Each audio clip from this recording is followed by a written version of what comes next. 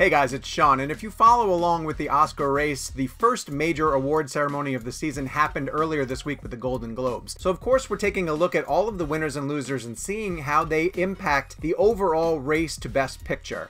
So we want to sort of take a step back, discuss what the Golden Globes mean to the overall Oscar race, and sort of predict where we're going to go from here. I think the first thing we have to specify is that the Golden Globes really have nothing to do with the Academy.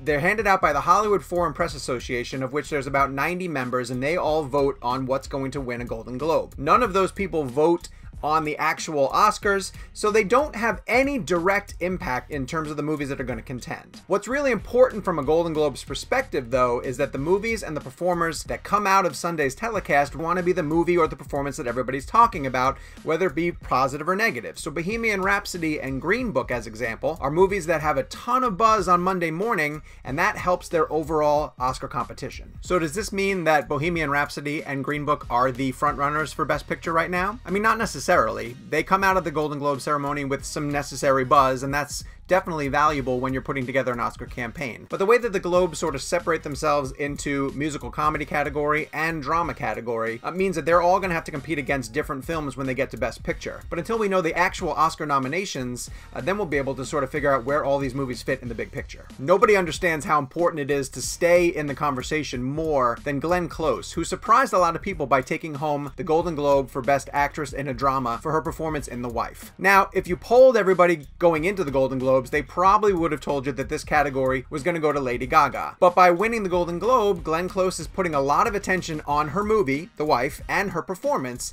and there are some people who are even saying that because of her brilliant speech and the fact that she's getting this recognition, she's immediately the frontrunner in the Best Actress category. And again, none of this happens unless she actually takes home the Golden Globe win. So, did the Golden Globes really impact the Oscar race? The answer is yes and no. I mean, there's definite value in the fact that we're talking about these movies and these performances because they won at the Globes. But there's so much that can change in the awards landscape between now and when the Academy Awards are actually held. Critics' Choice comes out, Screen Actors Guild comes out, and if they come up with a whole crop of different winners, then we're having completely different talks about who are frontrunners in which major categories. Basically, that means if you're Lady Gaga or anyone else associated with Star is Born or another of those films that expected to win a Golden Globe but then went home empty, your race isn't over yet. The Oscar race is a marathon and not a sprint, and we expect plenty of changes to happen between now and the Academy Awards. Subscribe to CinemaBlend down below to keep track of everything that happens in the ongoing Oscar race. And if you care at all about the ongoing Oscar race, you're going to want to subscribe to our weekly podcast, Real Blend, which I co-host with my friends Kevin McCarthy and Jake Hamilton. You can find it wherever podcasts are downloaded. Thanks so much for tuning in. We'll see you next time.